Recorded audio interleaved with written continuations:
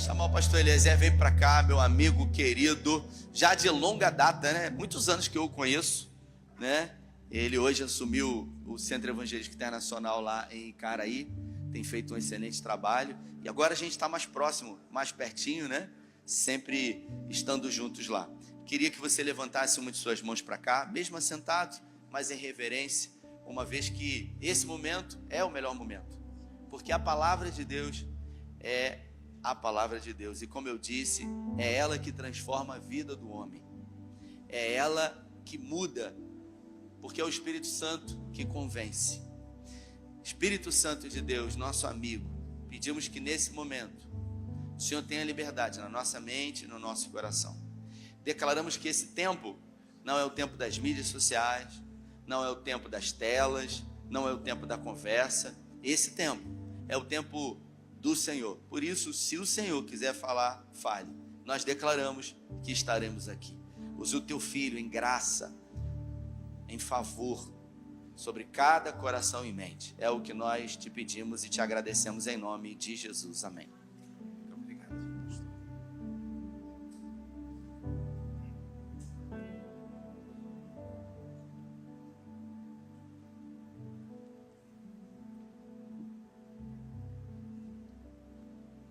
Uma boa noite para todos, na paz de Cristo, amém?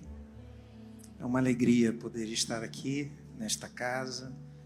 Eu sou grato a Deus pela vida do nosso amigo, pastor Rafael, pelo trabalho, pelo empenho que ele tem se dedicado ao SEI Cabo Frio, a sua vida, seu ministério, sua família. Que Deus possa sempre frutificar mais e mais na vida do nosso querido amigo, pastor Rafael. Para mim é uma honra, uma alegria muito grande. Já estive aqui em um outro momento, mas sempre é muito bom estar com vocês, estar com os nossos irmãos em Cristo Jesus. A minha voz está um pouco ruim.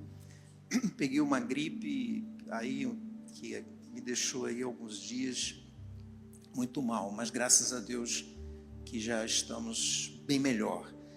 E que Deus abençoe a cada um de vocês, as famílias de vocês que vocês representam aqui nesta noite. Eu gostaria de compartilhar um pouco da palavra do Senhor e convido você para abrir a sua Bíblia no Antigo Testamento, no livro de Jonas, profeta Jonas, Antigo Testamento.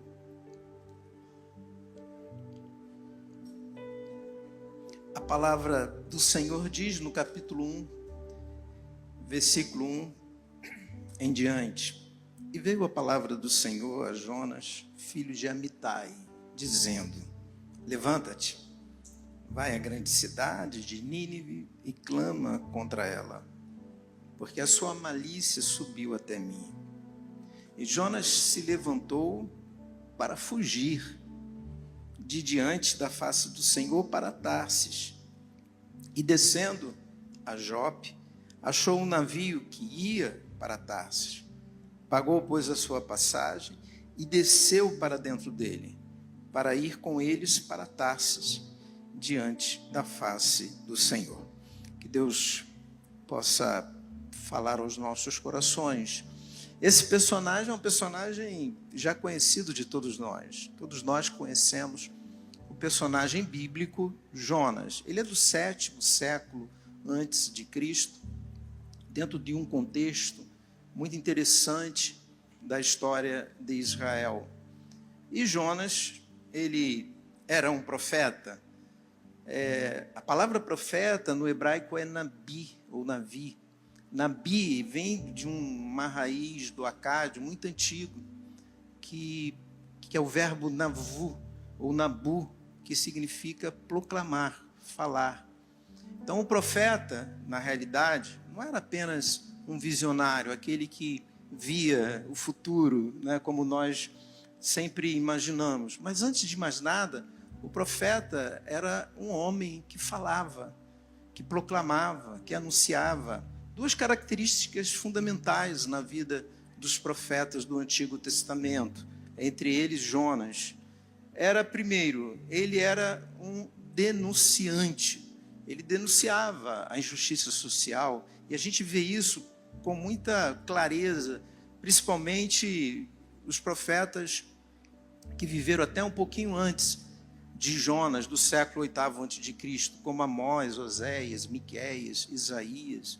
Esses profetas, eles denunciavam o pecado do rei, da corte, do palácio. Eles denunciavam a condição dos sacerdotes ou dos pseudos profetas, dos que se consideravam profetas. Eles denunciavam o pecado do povo, o afastamento, a desobediência de Deus. Mas também os profetas, eles tinham uma outra característica muito importante, além de denunciar, como esses que proclamavam, como esse Nabu, esse Nabi, ou esses Nebiim, esses profetas que tinham isso, não é, como função de denunciar, eles tinham também a função de anunciar. Então, eles anunciavam os oráculos de Deus, a palavra de Deus, aquilo que Deus queria falar para o rei, para a corte, para os sacerdotes, para os outros profetas, para o povo em geral. E eles anunciavam esses oráculos, a palavra do Senhor, palavra de salvação, palavra, às vezes, de condenação. Assim era o profeta no Antigo Testamento. E entre todos esses profetas, lá atrás, lá estava Jonas. E Jonas, ele recebe do Senhor uma ordem, ele recebe do Senhor uma missão para cumprir. E ele não está muito na agenda de Jonas cumprir aquilo que Deus queria que ele fizesse. A missão, o propósito de Deus para a vida de Jonas. E quando Deus manda Jonas ir para Nínive, Jonas não aceita muito essa ordem, essa missão, aquilo que Deus queria que ele cumprisse na condição de profeta. E Jonas simplesmente ele vai para o oposto de Nínive, ele vai para Jope. Se era para ir para um lugar, ele pega um navio com a intenção de ir para um outro lugar bem distante. Ele não estava disposto, não estava na agenda de Jonas fazer aquilo que Deus estava pedindo, mas estava na agenda de Deus dar essa missão a Jonas. Quando a gente abre o livro de Jonas, a gente sempre pensa num grande peixe. Mas, na realidade, não se trata do grande peixe lá no livro de Jonas, mas se trata de Deus, da grandeza, da bondade, da misericórdia. Deus que graciosamente Ele ama. Não se trata necessariamente de Nínive. Sim, é a história é de Nínive. A missão era Nínive, mas mais do que Nínive e tratar lá de quase 120 mil pessoas que deveriam se arrepender dos seus pecados através da missão e da palavra de Jonas, tratava-se do próprio Jonas. Tratava-se aquilo que Jonas, em desarmonia, estava querendo ou pensando. Talvez a mente de Jonas era uma mente um tanto retributiva. Aliás, o Antigo Testamento, ele tinha lá como uma linha que perpassa toda a história do Antigo Testamento, uma linha teológica que a gente chama de retributiva.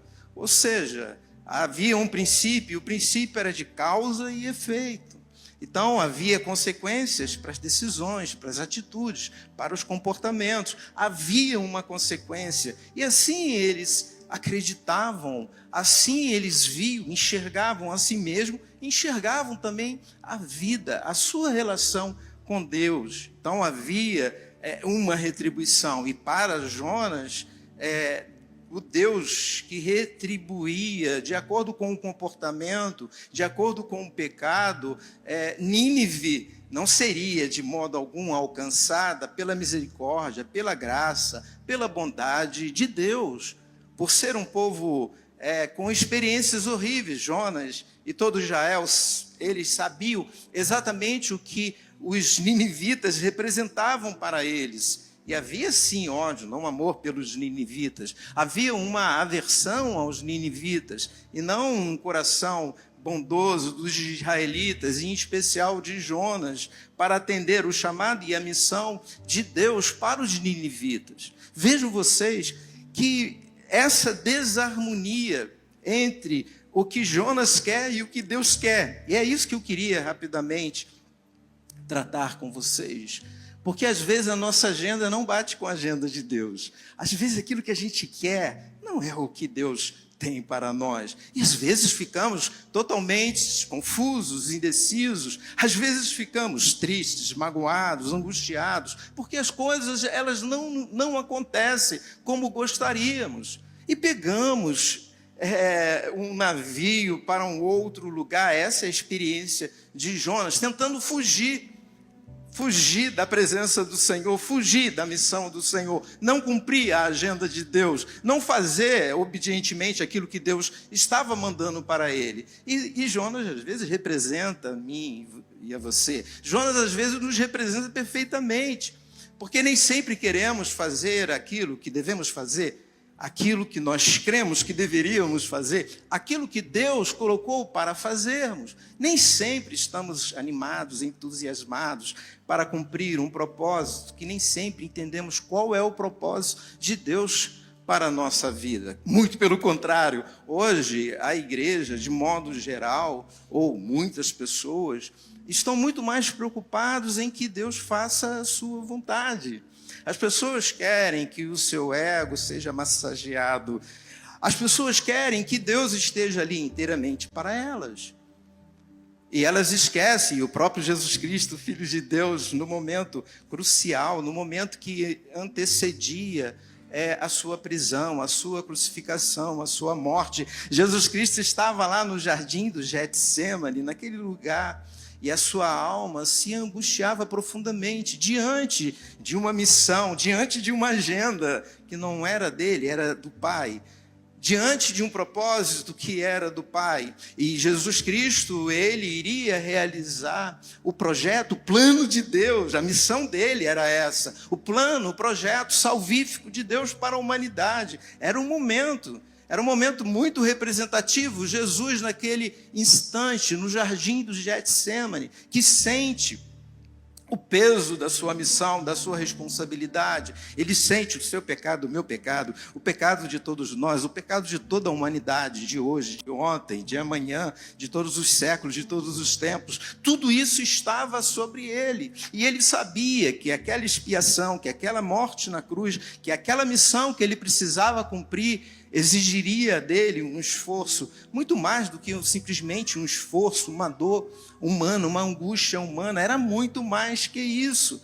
Nós não temos noção, não sabemos, e nem tem como a gente entender o que Jesus passou naquele momento no jardim do Getsêmani, quando ele chega para os seus 3 discípulos, Pedro, Tiago e João, e vai dizer para eles: por favor, fiquem orando aqui, que eu vou até ali. E ele vai, e ali ele começa a orar, e ali ele sente todo esse peso do cumprimento da missão, de fazer a vontade de Deus. Mas num dado momento a dor é intensa, a angústia é muito grande. Como eu falei, não dá para a gente entender ou nomear exatamente o que ele sentiu, mas de uma certa forma era algo muito, talvez insuportável. Nós não suportaríamos, mas naquele momento ele falou: Pai, afasta de mim esse cálice. Cálice significa justamente isso, o peso do cumprimento de uma missão. E às vezes cumprir a missão não é que tudo vai muito bem, que tudo é maravilhoso e que você vai andar por ruas,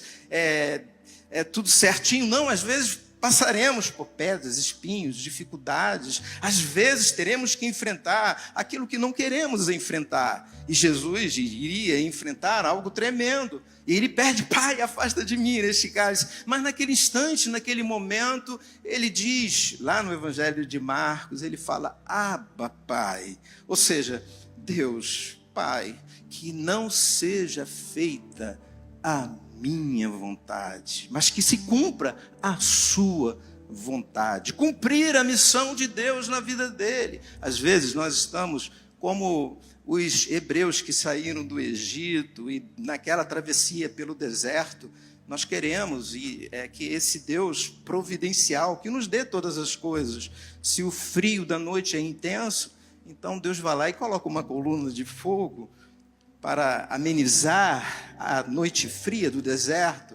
Se o calor é insuportável durante o dia, então Deus vai lá e coloca uma nuvem para amenizar o calor do deserto durante o dia. Se estamos com fome, cordonizes caem sobre o arraial. E se não forem suficientes, o Senhor manda o maná do céu. E quando estamos com sede, pois a caminhada no deserto não é algo tão fácil, até da rocha pode-se tirar água. E a nossa roupa, ela não se desgasta, apesar das quase 4 décadas naquela caminhada em direção a uma terra prometida. Mas observem vocês que de todos aqueles que vão para a terra prometida, praticamente nenhum deles, tirando Josué e Caleb, nenhum deles vão entrar na terra prometida. O coração estava endurecido, mas como assim? Com experiências maravilhosas de um Deus providencial, de um Deus que cuida o que aconteceu. Porque às vezes nós preferimos não o Abba, Pai, mas às vezes, e o que nós queremos é um Deus babá. É um Deus que vai nos dar sempre aquilo que precisamos e necessitamos. E colocamos isso como uma fé em Deus. Não é fé em Deus, é fé nas minhas necessidades e que Deus vai atender todas elas. E não queremos assim cumprir, muitas vezes, a agenda de Deus para a nossa vida. Então, às vezes, é exatamente isso. Olhamos para Deus, um Deus providencial que vai o tempo todo atender a minha vontade.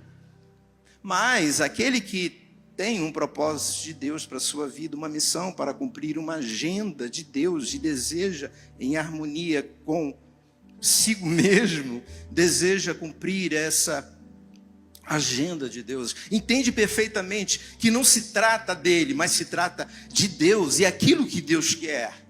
E assim nós ficamos muito mal acostumados e olhamos para Deus e a gente acaba construindo um Deus, a nossa imagem e semelhança. Estamos na contramão, porque Deus agora é servo nosso e está ali para atender as nossas necessidades. Deus está ali para cumprir a nossa agenda. Deus está ali para resolver as nossas questões.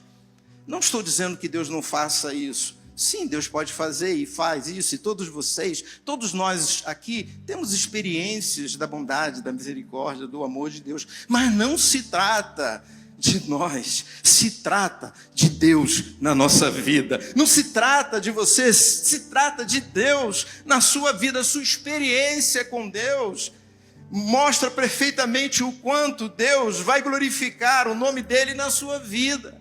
Nós estamos aqui para exaltar ao Senhor, não para sermos exaltados. Não estamos aqui para fazer um Deus à nossa imagem e semelhança e ser um servo, estar ao nosso serviço. Não, nós estamos aqui para dizer: Abba, Pai, que não seja feita a minha vontade, mas cumpra-se a sua vontade na minha vida. Amém? Qual é a vontade de Deus para a sua vida? Está disposto a cumprir a vontade do Senhor?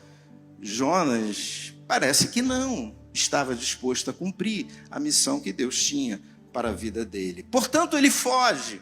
E nós já conhecemos a história de Jonas e por tudo que ele passou, por tudo que ele enfrentou, para entender, porque na realidade, mais do que tratar uma questão de amor e misericórdia, de fato o livro de Jonas demonstra perfeitamente que Deus, ele não manifesta a sua graça somente no Novo Testamento. Deus sempre foi gracioso, Deus sempre foi amoroso, Deus sempre perdoou o homem, Deus sempre quis salvar o homem, desde sempre. Evidente que Jesus Cristo, essa mudança extraordinária de Jesus Cristo, na sua morte, na cruz do Calvário, a sua entrega na cruz do Calvário representa a expiação dos nossos pecados, representa novamente a nossa volta para Deus, representa a esta humanidade que o pecado simplesmente maculou, que o pecado simplesmente nos afastou de Deus. Em Jesus Cristo retornamos para Deus. Portanto, o que Jesus Cristo fez na cruz do Calvário, cumprindo a missão, isso nos remete, enquanto cristãos e seguidores de Cristo, a viver a nossa vida para cumprir a vontade dele na nossa vida, seja qual for, seja aquilo que Deus tem para você e para mim. Portanto, não se trata de você, ou não se trata de nós, mas se trata da glória de Deus.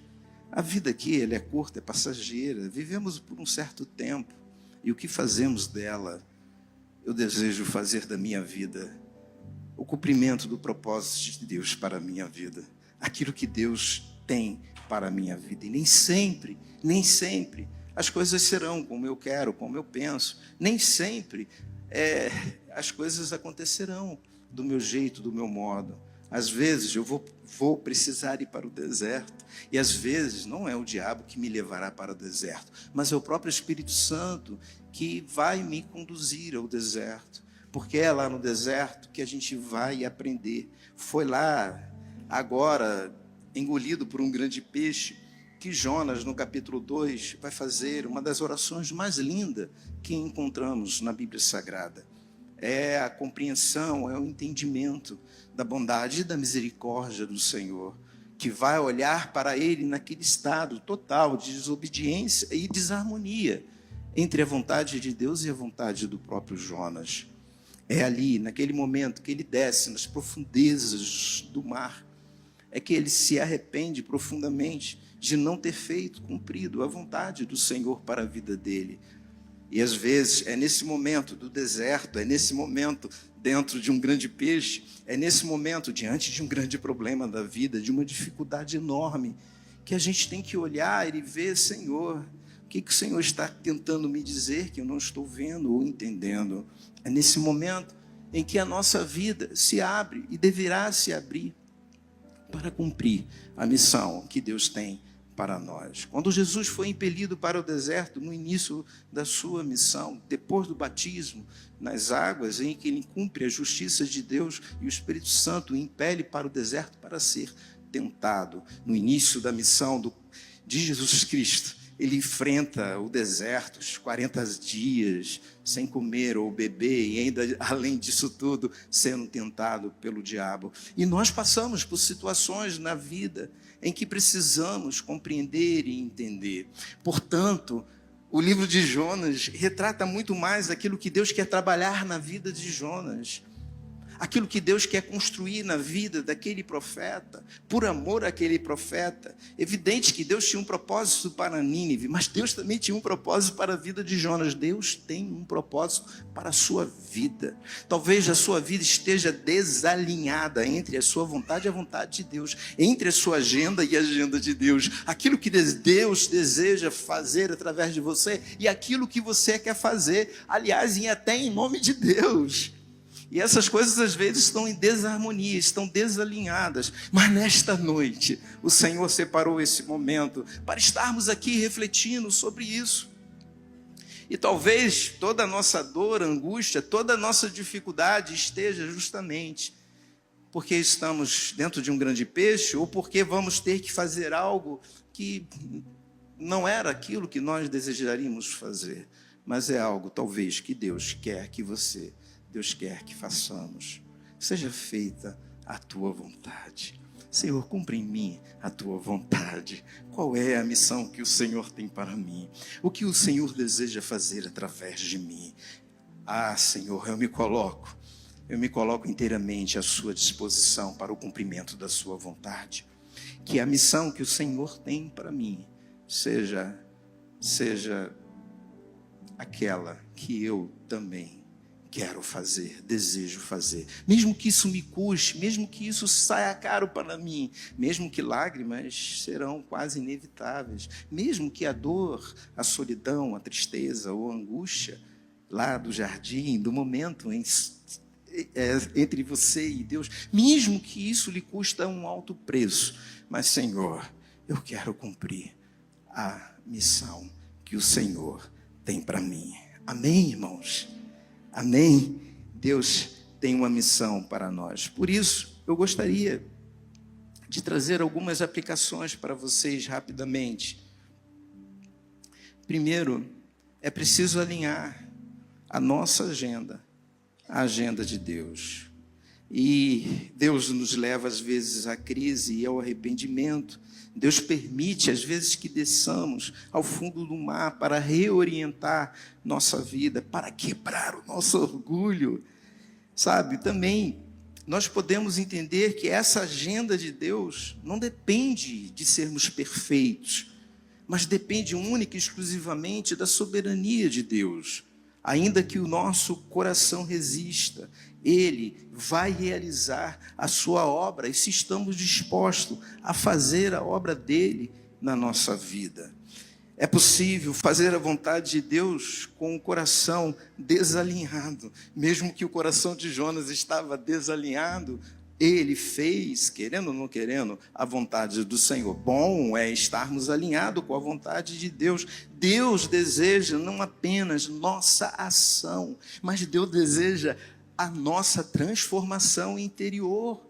Ele não quer apenas nos usar, Ele nos usa, mas Ele quer também trabalhar no nosso íntimo, no nosso coração. Ele quer transformar a nossa mente. Ele quer fazer na nossa vida uma verdadeira metanoia, uma verdadeira mudança, uma verdadeira transformação. Lá, aqui, no livro de Jonas, aparece muito um verbo que é techuvá. Esse verbo em hebraico, techuvá, ele significa arrependimento. Assim a nossa versão, ou as versões Almeidas, traduzem. Mas na realidade, techuvá é uma mudança radical. Techuvá é justamente um sentido em que você vai e de repente, por alguma razão, você muda radicalmente o sentido que você está dando à sua vida. É arrependimento, mas é muito mais do que isso. A metanoia é a palavra grega para talvez traduzir o techuvá. É uma mudança de mente. É o que nós precisamos, mudar a nossa mente, o sentido da nossa vida, porque para onde estamos indo não significa que esta é a missão de Deus para a nossa vida. Às vezes precisamos mudar isso. Os ninivitas se arrependeram, fizeram o techuvá. Os ninivitas alcançaram o techuvá. Jonas, com muita resistência, ele não aceitou. Até o último capítulo de Jonas, Jonas questiona a bondade, a misericórdia, a graça de Deus na vida dos ninivitas. Até aquele momento, o último capítulo do livro, Jonas ainda não reconheceu que ele precisava fazer um techuvá na vida dele, que ele precisava cumprir a missão, que era a missão de Deus para a vida dele, querendo ele, não querendo, gostando, não gostando. Se os ninivitas não estavam lá participando, talvez, do coração bondoso de Jonas, Jonas talvez não contava com a misericórdia por ser retributivo, por seguir um princípio de causa e efeito, e para gente que não presta, o que tem como consequência não é uma salvação, não é uma bênção graciosa de Deus, mas é uma condenação, ou quem sabe uma destruição. Dentro desse princípio de causa e efeito, era o que Jonas esperava e é o que ele queria. Mesmo depois dele passar por todas essas experiências, Jonas ainda estava com seu coração fechado para Deus, estava ainda precisando de uma techuvá, estava precisando de uma metanoia, estava precisando de uma transformação na sua mente, uma transformação no seu coração. E às vezes o fato de estarmos caminhando na igreja do Senhor não significa que um techuvá estejamos fazendo, não significa que de fato passamos por uma metanoia, uma mudança, uma transformação interior. Isso é tão sério que Paulo, lá no livro de Gálatas, na carta aos Gálatas, Paulo vai dizer lá no capítulo 3, Paulo vai dizer: olha, eu sinto como dores de parto, até que Cristo seja formado em vocês. Dores de parto. Era uma dor, talvez, Paulo, ele não entendeu, mas metaforicamente ele estava dizendo como dores de parto, até que Cristo seja formado em vocês. Porque esse processo é um processo constante, contínuo, na vida de todos nós. E dentro deste processo, a techuvá é imprescindível, a metanoia é inevitável, se de fato queremos participar desse processo de transformação. E ele diz, até que Cristo seja formado em vós, sinto como dores de parto, até mudarmos a nossa vida, o sentido da nossa vida, até quando o sentido fundamental da nossa vida mudar. Ou seja, a gente vai caminhando de uma forma que a gente entende e vê as coisas, de uma forma que a gente se vê e vê o mundo à nossa volta, na nossa relação com Deus, e às vezes até coisificante nessa relação. Achamos que Deus é um objeto, é um ser que está ali para fazer coisas na minha vida.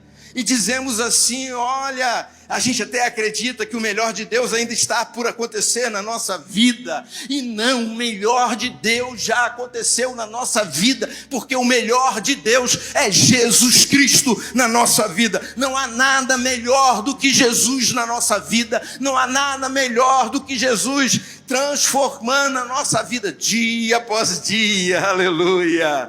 É essa techuvá, é essa mudança. Ela vai nos ajudar no cumprimento da missão que o Senhor tem para cada um de nós. Que os nossos ouvidos estejam sensíveis, que o nosso coração busque essa mudança e transformação. Nesse momento eu quero orar pela sua vida.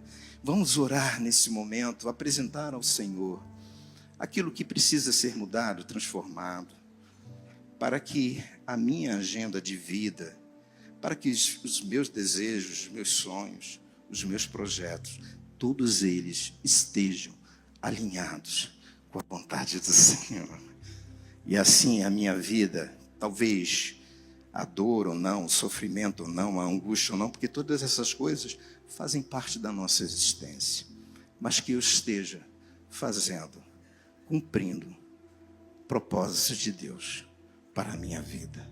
Quero orar por você, porque talvez você esteja lutando, e essa luta é cruel, porque você está lutando contra você mesmo, você está lutando contra aquilo que Deus quer fazer na sua vida. Essa luta não é fácil, mas Deus nesta noite nos trouxe aqui para a gente refletir sobre isso. Que Deus ajude você, que Deus abençoe você. Fica de pé, eu quero orar pela sua vida. Sabe, quando Jonas comprou aquela passagem em Jope, entrou naquele navio, embarcou naquele navio, todos os marinheiros diante daquela tempestade, diante do Deus de Jonas, eles passaram por uma techuvá, eles se arrependeram. Quando Jonas chegou cuspido por aquele grande peixe na praia já de Nínive, nas grandes cidades de Nínive, diz o texto de Jonas que todos, do rei, todos se arrependeram, todos, 120 mil moradores naquela cidade, diante da palavra de Jonas, em um só dia, ele percorreu toda aquela cidade, e todos passaram pelo uma techuvá, todos se arrependeram. Agora, só ficou faltando o profeta, entender a vontade de Deus, diante daquela abóbora, diante daquele pé de abóbora, olhando para a cidade, tentando se refrescar do calor intenso de Nínive.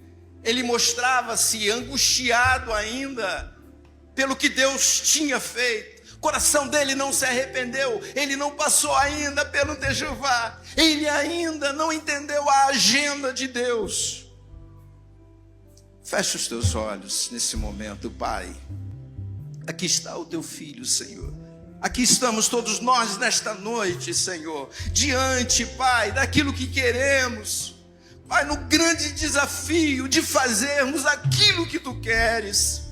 Pai querido, ajuda meu irmão, minha irmã, ajuda cada um nas suas necessidades e dificuldades nesta noite, que cada um, Pai, possa cumprir a missão, o propósito, a vontade do Senhor. Deus, que cada um nesta noite saia daqui, Pai, Senhor, entendendo, compreendendo que fazer a Tua vontade é a melhor coisa que podemos fazer. que o Senhor seja formado em nós, que o nosso coração se arrependa profundamente, que o sentido da nossa vida mude radicalmente, que possamos olhar para Ti, para o alto, para o autor da nossa fé, que possamos olhar para a cruz, que possamos entender Jesus Cristo na nossa vida, a missão que Ele nos deu. Assim como o Pai me enviou, eu envio a vós, que possamos compreender o nosso papel, a nossa missão dentro da Tua agenda, dentro do Teu querer e vontade. Te peço isso, Pai, ajuda o Teu filho, dá força, dá graça, dá ânimo ao Teu filho, revigora cada dia, Senhor, diante das dificuldades do deserto, das lutas.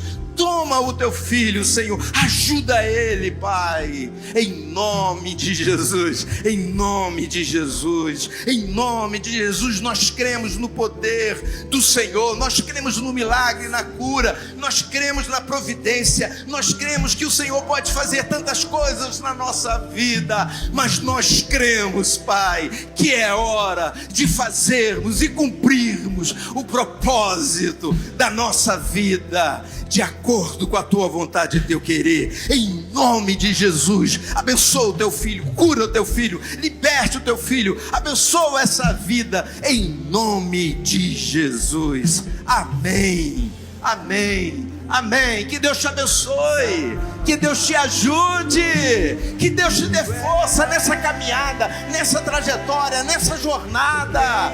Que o Senhor te ajude, ajude você diante das dificuldades, das adversidades. Que o teu olhar esteja firme em Jesus Cristo. Que Deus te abençoe em nome de Jesus. Amém.